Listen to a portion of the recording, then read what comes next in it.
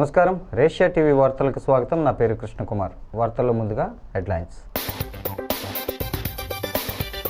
విశ్వ ప్రేమకు ప్రతిరూపం సత్యసాయి, ఘనంగా నివాళులర్పించిన ద్రౌపది ముర్ము.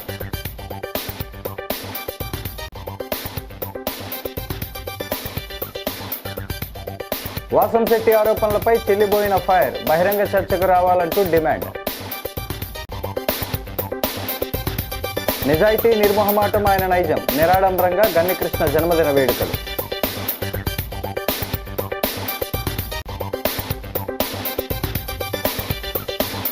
హబీబుల్లా ఖాన్ మృతి తీరని లోటు, హజ్ కమిటీ మాజీ చైర్మన్ గౌస్ లాజం.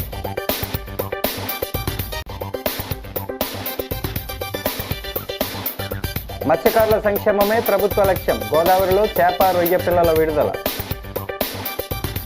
ఇక డీటెయిల్స్ చూస్తే, సత్యసాయి మహాసమాధిని దర్శించుకోవడం తన అదృష్టమని రాష్ట్రపతి ద్రౌపది ముర్ము అన్నారు.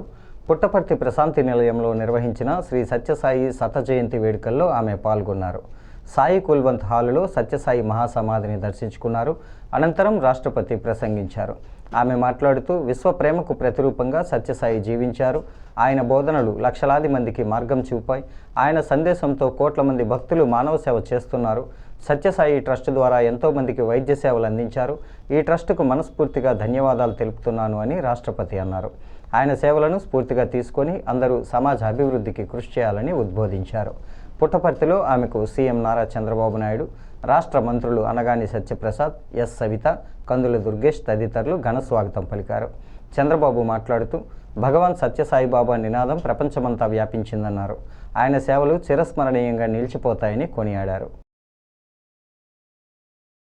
मैं श्री सत्य साई बाबा जी की पूर्ण स्मृति को सादर नमन करती हूँ। सत्य साई बाबा के आशीर्वाद से युक्त प्रशांति निलयों में आकर और उनके जन्म शताब्दी समारोह में भाग लेकर मुझे स्वात्विक अनुभव हो रही है। मैं बहुत भाग्यशाली हूँ। 2 साल पहले 2023 में इस सभागृह में और श्री सत्य साई बाबा के समाधि पीठ में आने का मुझे मौका मिला था। मैं और एक बार आने का जो मुझे अवसर दिया गया, इसलिए ऑर्गेनाइजेशन को बहुत बहुत धन्यवाद देना चाहती हूँ। प्राचीन काल से ही हमारे सत्य संत महात्मा अपने कर्म और वाणी से समाज का मार्गदर्शन करते रहे हैं। समाज कल्याण के लिए भी उन महान आत्माओं ने अनेक कार्य किए हैं। श्री सत्य साई बाबा भी ऐसे ही महान विभूतियों में अपना विशेष स्थान रखते हैं। It is a matter of deep joy and blessing to stand in the Punya Bhumi of Bhagavan Sri Satya Sai Baba. This is not just a celebration of the centenary. It is a celebration of a legacy of love, service and universal peace. Rashtrapati ji, your own life journey from a humble background to the highest office in our republic is an inspiration for all of us. Your presence today greatly honors every devotee gathered here and across the world, here physically, virtually across the world. That is the greatest contribution from your side for global peace. I really respect your honor. So many occasions I was very fortunate to have discussions with him about service activities. He has taken up major drinking water projects across Telangana, Andhra and Tamil Nadu. Such was his resolve. రాష్ట్ర కార్మిక శాఖ మంత్రి వాసంశెట్టి సుభాష్ అమలాపురంలో జరిగిన శెట్టి బలిజ కార్తీక వన సమారాధనలో మాట్లాడిన అంశాలపై చర్చకు సిద్ధమా అని మాజీ మంత్రి వైఎస్ఆర్ కాంగ్రెస్ పార్టీ తూర్పుగోదావరి జిల్లా అధ్యక్షుడు చెల్లిబోయిన వేణుగోపాలకృష్ణ నిలదీశారు. రాజమహేంద్రవరం రూరల్ బొమ్మూరులో ఉన్న వైసీపీ కార్యాలయంలో ఆయన మీడియాతో మాట్లాడుతూ చర్చ నుండి మీరు తప్పుకుంటే కులానికి క్షమాపణ చెప్పాలని, మీరు చేసిన ఆరోపణలు వాస్తవం కాదని నిరూపిస్తాను, నిరూపణ చేయకపోతే నేను క్షమాపణ చెబుతా, మీరు చేసిన ఆరోపణలు నిజమని నిరూపణ చేయకపోతే మీరు క్షమాపణ చెప్పాలని డిమాండ్ చేశారు. నా ఛాలెంజ్ను స్వీకరించాలని కోరారు. వైఎస్ఆర్సీపీ పాలనలో ఏం జరిగింది, టీడీపీ పాలనలో ఏం జరిగిందో చర్చిద్దాం, టైం వెన్యూ మీరే చెప్పండి, జీవోలు అడ్డం పెట్టుకొని మీరేం చేశారో నేను చెబుతానంటూ పేర్కొన్నారు. ఎండమావుల్లో నీరు ఎంత ఉంటుందో చంద్రబాబు మాటల్లో నిజం కూడా అంతే ఉంటుందని ఎద్దేవా చేశారు. చంద్రబాబు ప్రజాధనాన్ని దారుణంగా దుర్వినియోగం చేస్తున్నారని విమర్శించారు. ఆ రోజు రైతు భరోసా అనేటువంటి కార్యక్రమాన్ని తీసుకొచ్చాడు 12,500. సరే, కేంద్రం సహాయం చేసింది 13,500. 50,000 ఇస్తానన్నటువంటి జగన్మోహన్ రెడ్డి గారు 67,500 రూపాయలు రైతు పెట్టుబడి సహాయం ఇచ్చాడే, దాంతో ఆగిపోలేదే. రైతు భరోసా కేంద్రాలు పెట్టాడు, రైతుకి ఎక్కడెక్కడ నష్టం వస్తుందో చూశాడు. నకిలీ విత్తనాలు దానికి ఆస్కారం లేదు, నకిలీ ఎరువులు ఆస్కారం లేదు. ఎప్పుడైనా నకిలీ విత్తనాల గురించి, నకిలీ ఎరువులు, మీ పాలనంతా నకిలీ విత్తనాలు నకిలీ ఎరువులు అడవ్యాపారం. కానీ జగన్మోహన్ రెడ్డి గారి పాలన అది లేదే. మీరు రైతు వ్యతిరేక అంటానికి ఇంకొక ఉదాహరణ, ఇవాళ మీరు అధికారంలోకి వచ్చారు, ఏం చెప్పారు? ఇన్ని కార్యక్రమాలు చేసినటువంటి జగన్మోహన్ రెడ్డి గారు అంకెల్లోకి వెళ్ళక్కర్లేదు. మీరు చూస్తున్నాం, ఇవాళ ప్రతి రైతుకి 13,500 క్రమం తప్పకుండా ఖాతాల్లో వేసిన నాయకుడు జగన్మోహన్ రెడ్డి గారు అయితే, మీరేం చెప్పారు? నేను జగన్మోహన్ రెడ్డి గారు ఇచ్చిన ప్రతి పథకాన్ని అమలు చేస్తానని, అందులో ప్రధానంగా రైతుల గురించి చెప్పారు. ఎలా? ప్రతి రైతుకి 20,000 రూపాయలు ఇస్తాను, అన్నదాత సుఖీ భవ. నాయనా నాయుడు గారు, మీ మాట విని అన్నదాత సుఖీ భవ కాదు, ఇవాళ అన్నదాత దుఃఖీ భవ అయిపోయాడు. అన్నదాత దుఃఖంలో మునిగి తేలుతున్నాడు. కారణం మీ ప్రదేశాలు అది అవాస్తవని నేను నిరూపిస్తాను. మీరు కనుక అవాస్తవాన్ని నిరూపించలేకపోతే, మీరేదైతే సెట్టిమని సామాజిక వర్గాన్ని చెప్పిన మాటలు ఉన్నాయో, నాది తప్పని సామాజిక వర్గాన్ని క్షమాపణ కోరండి. నేను ఇంకొక పార్టీ ఉంది, యువకుల్ని మోసం చేస్తారు, మహిళల్ని మోసం చేస్తారు. అంటే మోసపోయే వర్గాల్లో ప్రథముడు రైతు అని మీకు తెలిసిపోయింది. అందుకే ఇవాళ మీరు చాలా జోక్గా చెప్పారు, నేను గాలి డైరెక్షన్ని మార్చేస్తాను, లేదా గాలిలో ఏమి ఏదైతే చీడపీడలు పట్టేటువంటి ఉండే ఇన్సెక్ట్స్ని కూడా, క్రిమినల్ని కూడా డైరెక్షన్ తప్పించేస్తాను. రైతుని ఎలా? రైతులంటే ఏది చెప్తా వింటారని మీ అభిప్రాయం కదా. మీరు వ్యవసాయం అంటే పడదు మీకు. ఎందుచేతంటే మీరు కింద ఛాయ నుంచి వచ్చారు, వ్యాపారాల మీద మీకు బాగా మక్కువ ఎక్కువ. కానీ రైతుకి, భూమికి, రైతుకి ఉన్నటువంటి అవినాభావమైనటువంటి సంబంధము, లేకపోతే ప్రేమ, లేకపోతే ఆ బాంధవ్యాన్ని మీరు గుర్తించట్లేదు. గూడా మాజీ చైర్మన్, టీడీపీ రాష్ట్ర ప్రధాన కార్యదర్శి గన్ని కృష్ణ జన్మదిన వేడుకలు సామాజిక సేవా కార్యక్రమాలే లక్ష్యంగా సాగాయి. గన్ని కుటుంబ సభ్యులు, కూటమి నాయకులు, తెలుగుదేశం నాయకులు, ప్రముఖులు హాజరై ఆయనకు జన్మదిన శుభాకాంక్షలను తెలియజేశారు. శ్రీరామ్ నగర్లోని గన్ని కృష్ణ నివాసం వద్ద భారీ జనసందోహం మధ్య సర్వమత ప్రార్థనలతో వేడుకలు మొదలయ్యాయి. పండితులు, పాస్టర్లు, ఇమాముల సమక్షంలో సర్వమత ప్రార్థన చేసి గన్ని కృష్ణకు సంపూర్ణ ఆరోగ్యం, ఉన్నత పదవులు రావాలని ప్రార్థనలు చేశారు. Rural MLA Gorantla Butchaiah Chowdary, city MLA Adireddy Srinivas, మాజీ MLC Adireddy Apparao, Settibalija corporation chairman Kudupudi Satyababu, Janasena city incharge Atti Satyanarayana, నగర అధ్యక్షుడు వై శ్రీనివాస్, పార్టీ రాష్ట్ర కార్యదర్శి కాశీ నవీన్ కుమార్, టీడీపీ నగర అధ్యక్షుడు మజ్జి రాంబాబు, గన్నికృష్ణ అల్లుడు అన్నే రామకృష్ణ, కుమార్తె అన్నే స్మిత సమక్షంలో కేక్ కట్ చేశారు. అనంతరం పేద మహిళలకు భారీగా చీరలు పంపిణీ చేశారు. వినికిడి లోపంతో బాధపడుతున్న ఇద్దరికి వినికిడి యంత్రాలను ఏపీ స్టేట్ పెన్షనర్స్ అసోసియేషన్ భవన నిర్మాణానికి గన్నికృష్ణ 25,000 రూపాయల ఆర్థిక సహాయాన్ని చెక్ రూపంలో అసోసియేషన్ ప్రతినిధులకు అందజేశారు. ఇద్దరు విభిన్న ప్రతిభావంతులకు వీల్ చైర్లను ఎమ్మెల్యేల చేతుల మీదుగా అందజేశారు.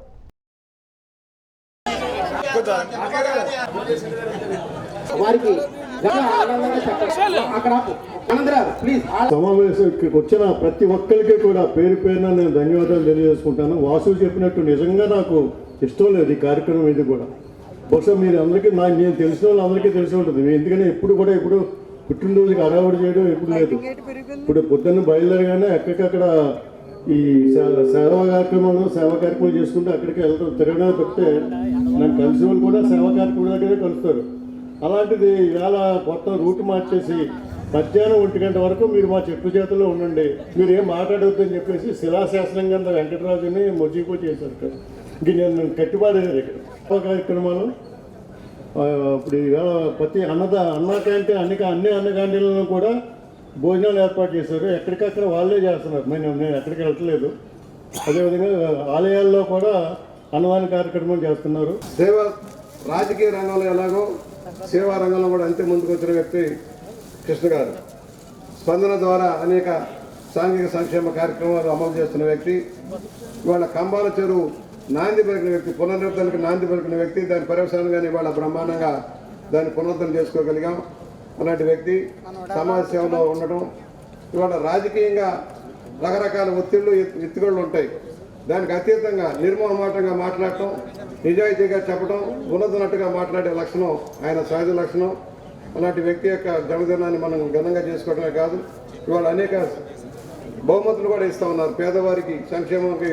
ఆ కార్యక్రమం ఆయన ప్రీతిపాత్రమని దాన్ని చేసినందుకు అభినందనలు ఇస్తూ సీనియారిటీ కలిగిన వ్యక్తిగా రాజకీయంగానే కాకుండా సామాజికంగా కూడా ఒక బాధ్యతతో ఉంటూ యువ నాయకులు నాలాంటి వాళ్ళని ఎంతో మందికి తగిన సూచనలు ఇస్తూ స్ఫూర్తి ప్రదాతగా నిలబడిన గన్ని కృష్ణ గారికి ఈనాడు పుట్టినరోజు వేడుకలు ఏదైతే నిర్వహిస్తా ఉన్నారో ఆ నిర్వహిస్తున్న వారందరికీ కూడా ముందుగా అభినందనలు తెలియజేయాలి. ఎందుకంటే ఆయనకి ఇలాంటి ఏవి నచ్చవు, ఆ కేక్ కట్టింగే నచ్చదు. కానీ అందరి కోసం నచ్చకపోయినా నవ్వుతున్న మా అంకుల్కి మీ అందరి తరపున అభినందనలు తెలియజేస్తా ఉన్నా. జాంపేట లాబాబిన్ లైన్ మజీదు అధ్యక్షుడు, జేఏసీ అధ్యక్షుడు, YSR Congress party minority cell ముఖ్య నాయకుడు ఎండి హబీబుల్లా ఖాన్ మృతి తీరని లోటని రాష్ట్ర హజ్ కమిటీ మాజీ చైర్మన్ గౌస్ లాజం సంతాపం వెలిబుచ్చారు.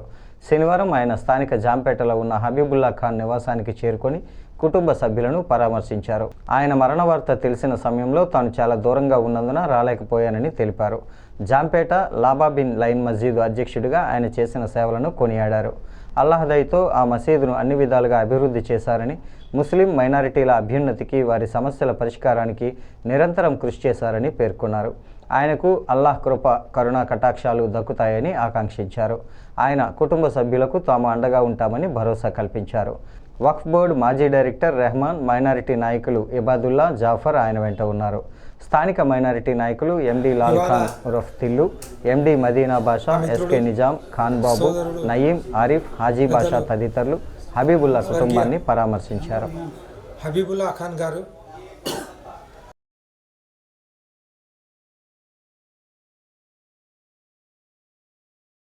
ఇవాళ మా మిత్రుడు, సోదరుడు, పెద్దలు స్వర్గీయ హబీబుల్లా ఖాన్ గారు ఈ జాంపేట్కు చెందినటువంటి లబాబిన్ మస్జిద్ అధ్యక్షులు గత నెల 31వ తేదీన మరణించడం జరిగింది. ఆయన మరణాన్ని చింతిస్తూ, అలాగే ఈరోజు ఆ మిత్రులు లేని లోటును స్మరించుకుంటూ ఇవాళ వారి స్వగృహానికి వచ్చి వాళ్ళ కుటుంబ సభ్యులను పరామర్శించడం జరిగింది. అలాగే మా వైఎస్ఆర్ కాంగ్రెస్ పార్టీ తరఫున కూడా ఆయనకు పరామర్శించేందుకు నేను, మా హజ్ కమిటీ మాజీ డైరెక్టర్ ఇబాదుల్లా గారు, కాకినాడ జిల్లా వక్ఫ్ బోర్డ్ మాజీ చైర్మన్ రెహమాన్ ఖాన్ గారు, కోనసీమ జిల్లా వక్ఫ్ బోర్డు ఉపాధ్యక్షులు జాఫర్ గారు, అంటే స్థానికంగా ఉన్నటువంటి నాయకులు మన నయీం భాయ్ గారు, ఆరిఫ్ గారు, ఇంకా నగర కమిటీ వాళ్ళు, వీళ్ళందరూ కలిసి వాళ్ళ పార్టీ తరఫున పార్టీకి అతీతంగా కూడా ఆయనకు మనకు ఉన్నటువంటి సత్సంబంధాలు, స్నేహభావము వల్ల కూడా ఇవాళ వచ్చి ఆ కుటుంబాన్ని పరామర్శించడం జరిగింది. ప్రపంచ మత్స్యకార దినోత్సవాన్ని పురస్కరించుకుని ధవళేశ్వరం కంచెర్ల ఘాటు వద్ద గోదావరిలో 50 లక్షల చేప పిల్లలు, 5 లక్షల రొయ్య పిల్లలను విడుదల చేశారు. రూరల్ ఎమ్మెల్యే గోరంట్ల బుచ్చయ్య చౌదరి అధ్యక్షతన జరిగిన కార్యక్రమంలో ముఖ్య అతిథిగా జిల్లా కలెక్టర్ కీర్తి చేకూరి పాల్గొన్నారు. ఆమె మాట్లాడుతూ చేపల వనరుల పెంపుతో లైసెన్స్ వ్యవస్థను ఖచ్చితంగా అమలు చేయడం ద్వారా ప్రతి కుటుంబాన్ని ప్రభుత్వ పథకాల పరిధిలోకి తీసుకురావడమే లక్ష్యమని పేర్కొన్నారు. జిల్లాలో సుమారు 4,000 మంది వేట వృత్తిలో ఉన్నప్పటికీ అనేక మంది లైసెన్స్ లేకుండా పనిచేస్తుండటాన్ని గుర్తించి ఈ నెలాఖరులోగా ప్రతి మత్స్యకార కుటుంబం రిజిస్ట్రేషన్ పూర్తి చేయాలనే దిశగా మత్స్య, రెవెన్యూ శాఖలకు ఆదేశాలు ఇచ్చామన్నారు. గోరంట్ల బుచ్చయ్య చౌదరి మాట్లాడుతూ భారతదేశంలో చేపల ఉత్పత్తిలో 25.64%, రొయ్యల ఉత్పత్తిలో 75% ఆంధ్రప్రదేశ్ నుంచి వస్తుందంటే రాష్ట్ర ఆక్వా రంగం ఎంత శక్తివంతంగా ఉందో స్పష్టమవుతుందన్నారు. RDO R Krishnanayak, JD fisheries N Nirmala Kumari, మండల నాయకులు మత్స్యేటి ప్రసాద్, పండూరి అప్పారావు, పుక్కల రాజు, తలారి మూర్తి, ఎడ్ల మహేష్, గుర్రాల వెంకట్రావు, ఆళ్ల ఆనందరావు, తహసీల్దార్ శ్రీనివాస్, ఎంపీడీఓ సునీల్, ఆర్మ్స్ట్రాంగ్, పంచాయతీ కార్యదర్శి వెంకట్రావు తదితరులు పాల్గొన్నారు. అలాగే 70% రొయ్యల ఎగుమతి ఆంధ్రప్రదేశ్ నుంచి అవుతుంది. 70% మన రాష్ట్రం నుంచి వెళ్తుంది. చంద్రబాబు గారు కూడా వ్యవసాయంతో పాటు ఐటీ తోటి పాటు సమానంగా మత్స్య సంపద పెంచేదానికి ప్రాముఖ్యత ఇస్తా ఉన్నారు. దీనివల్ల రాష్ట్రానికి జీడీపీ పెరుగుతూ ఉంది, ఆదాయం పెరుగుతూ ఉంది, అదే రాష్ట్ర సంపద పెరుగుతూ ఉంది. మీ జీవితంలో కూడా వెలుగులు నింపాలన్న నిర్ణయంతో కార్యక్రమం తీసుకుంటా ఉన్నాం. పేదరికం ఉంది. మత్స్య కార్మికులు కష్టాల్లో, తుఫానుల్లో కూడా వేటాడి జీవనాభివృద్ధి సాగిస్తా ఉన్నారు. అయితే వాల్యూ యాడెడ్ లేదు. మనం ఏదో రా మెటీరియల్ లాగా చేపలు, రొయ్యలు తీసుకెళ్లి రోడ్డు మీద అమ్ముతున్నాం కానీ వాల్యూ యాడెడ్ లేదు. ఇవాళ రాష్ట్ర ప్రభుత్వం కూడా రొయ్యలకు కూడా కౌంట్ నిర్ణయించింది. 100% నుంచి 20% దాకా, 20% 530 రూపాయల దాకా కేజీకి ఇచ్చే ధర నిర్ణయించింది. సీడ్ కావాలి, కల్తీ సీడ్ కాకుండా మంచి సీడ్ కావాలి. సైజు కూడా ఉండాలి. 80 నుంచి 1000 cc ఎంఎం దాకా కూడా సైజు గోదావరిలో వదలాల్సిన అవసరం ఉంటుంది. ఏదో ముక్కుబడిగా వేసాం, చిన్న చిన్న పీస్ వేసాం, రాలేదంటే కాదు. మనం వేసిన దాంట్లో 90% జనరేట్ కావాలి. 90% బతికి పెద్ద చేపలుగా మారినప్పుడే మన ఆదాయం పెరుగుతుంది. ప్రతి ఇయర్ కూడా మనం ఈ ప్రోగ్రామ్ చేసుకుంటాం వరల్డ్ ఫిషరీస్ డే రోజు. సో మీ అందరికీ ఇది మనం చేసుకుంటూ ఉంటాము. ఇందులో కొన్ని ఇంపార్టెంట్ పాయింట్స్ ఇప్పుడు మీకు ఎమ్మెల్యే గారు చెప్పారు. ముఖ్యంగా చూస్తే మొన్న వచ్చిన వర్షాలకు కానీ మనము రిలీఫ్ ఇచ్చినప్పుడు కానీ చాలా మంది ఫిషర్మెన్ లైసెన్స్ లేకుండా ఉన్నారు అనేది మా దృష్టికి వచ్చింది. సో ఇంకా మన జిల్లా మొత్తం చూసుకుంటే సుమారుగా ఒక 3,500 నుంచి 4,000 మంది ఫిషర్మెన్ జీవనోపాధి ఉన్న వాళ్ళందరూ కూడా రకరకాల కారణాల వల్ల లైసెన్స్ లేదు. మన సచివాలయాల దగ్గరికి వెళ్తే 50 రూపాయలు 100 రూపాయలు నామినల్ ఫీ ఉంది. అది పే చేసుకుని మనము లైసెన్స్ కి ఇమీడియట్ గా అప్లై చేసుకుంటే ఇమీడియట్ గా ఇవ్వడం జరుగుతుంది. ఆన్లైన్ పోర్టల్ అంతా కూడా ఫిషరీస్ అసిస్టెంట్ వీళ్ళందరూ చేస్తారు సచివాలయం ద్వారా. ఋషిపీఠం చారిటబుల్ ట్రస్ట్ ఆధ్వర్యంలో ఈ నెల 27వ తేదీ నుంచి 2025 జనవరి 25వ తేదీ వరకు 60 రోజుల పాటు శ్రీ వేదవ్యాస ప్రణీత శ్రీ మహాభారతం ప్రవచన యజ్ఞాన్ని రాజమహేంద్రవరంలో నిర్వహిస్తున్నట్టు డాక్టర్ టివి నారాయణరావు వెల్లడించారు. ది రాజమండ్రి ప్రెస్ క్లబ్లో శనివారం జరిగిన మీడియా సమావేశంలో ఆయన మాట్లాడుతూ వాచస్పతి సమన్వయ సరస్వతి ప్రవచన విరించి సద్గురు బ్రహ్మశ్రీ సామవేదం సన్ముఖ శర్మ శ్రీ మహాభారతం ప్రవచన యజ్ఞం నిర్వహిస్తారని తెలిపారు. స్థానిక త్యాగరాజనగర్లో ఉన్న హిందూ సమాజంలో ప్రతిరోజు సాయంత్రం 6:30 నుంచి 8:30 గంటల వరకు జరిగే ఈ కార్యక్రమానికి అందరూ హాజరై మహాభారత సారాన్ని తెలుసుకోవాలని ఆకాంక్షించారు. తింటే గారెలు తినాలి, వింటే భారతం వినాలి అన్న నానుడిని నిజం చేస్తూ 60 రోజుల పాటు పండుగలా జరిగే ఈ యజ్ఞంలో అందరూ భాగస్వాములు కావాలని కోరారు. ఋషిపీఠం ప్రతినిధి Madepalli Suryanarayana, Kontamuru Vallabhapeetham managing trustee P Chandrashekar తదితరులు మాట్లాడారు. ఇతిహాసం అంటే చరిత్ర.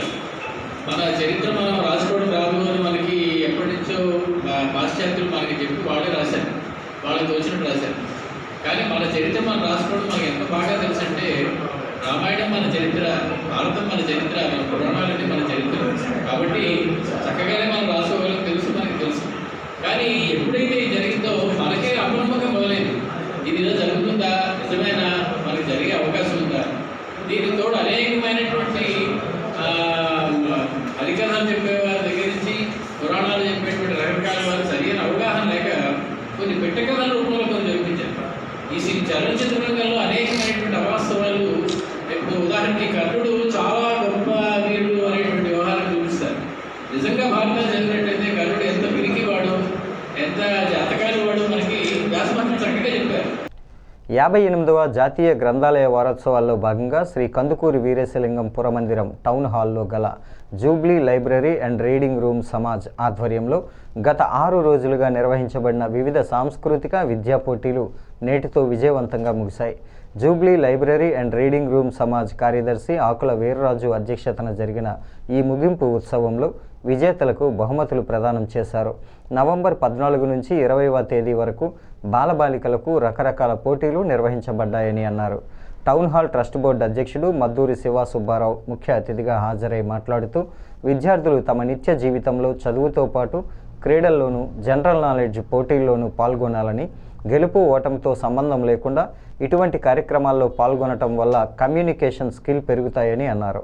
జూబ్లీ లైబ్రరీ అధ్యక్షుడు జగన్నాథం వెంకటరెడ్డి, ప్రముఖ న్యాయవాది శరత్, లైబ్రరీ కార్యవర్గ సభ్యులు Mora Bharadwaj, Kurumalla Anjaneyulu, Devisetti Chakradhar, Raja, librarian VTV Subbarao, SV Ramanarao, Bikku, Achyut, నగర ప్రముఖులు పాల్గొన్నారు.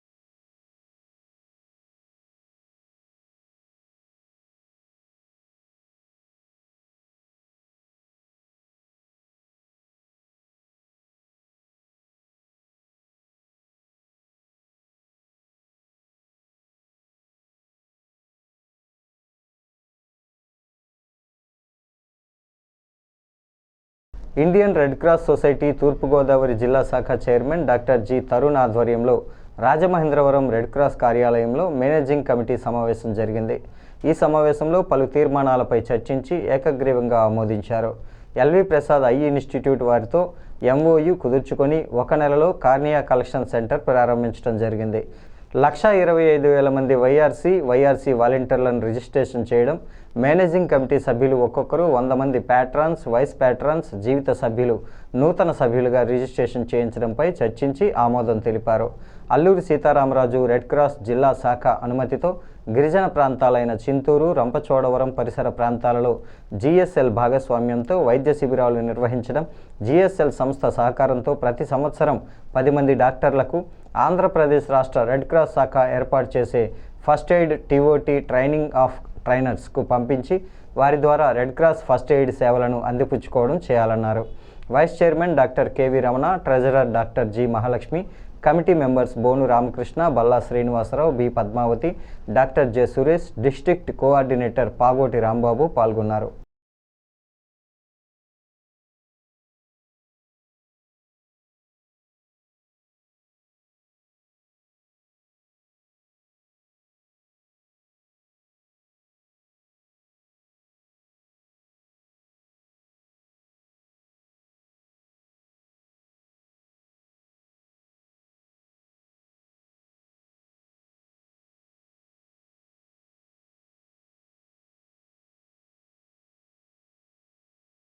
పేదలందరికీ సొంతిల్లు ఉండాలనే లక్ష్యంగా కేంద్ర రాష్ట్ర ప్రభుత్వాలు ముందుకు వెళ్తున్నట్లు commissioner Rahul Meena, MLC Somu Veerraju, MLA Adireddy Srinivas అన్నారు.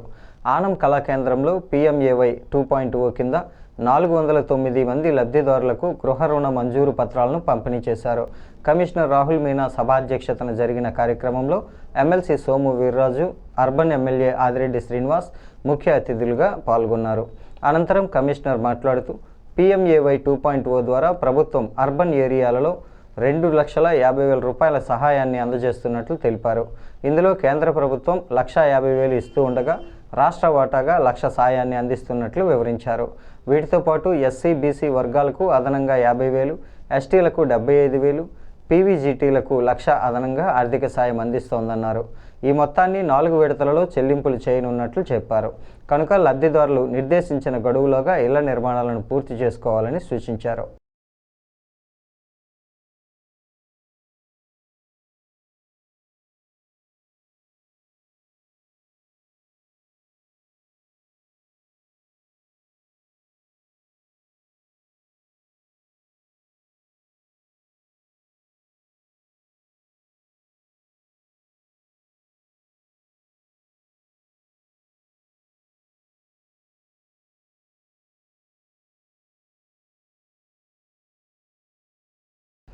కేంద్ర ప్రభుత్వం కార్మిక చట్టాలను కాలరాస్తూ కార్మికుల ప్రయోజనాలను తుంగలో తొక్కుతోందని కేంద్ర కార్మిక సంఘాల నాయకులు ఆగ్రహం వ్యక్తం చేశారు.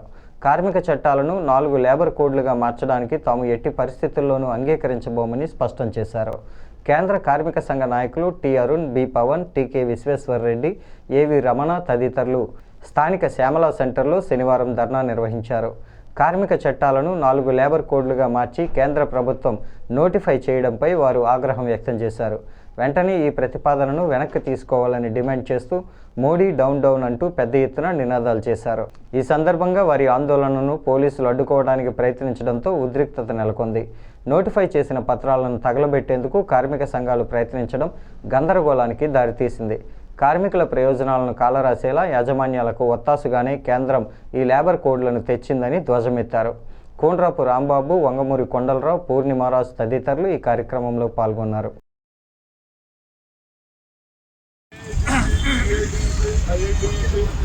అలాగే ఇతర ట్రేడ్ యూనియన్ నాయకులందరూ కూడా దేశవ్యాప్తంగా ఈరోజు ఆందోళన కార్యక్రమాలు చేపట్టారు.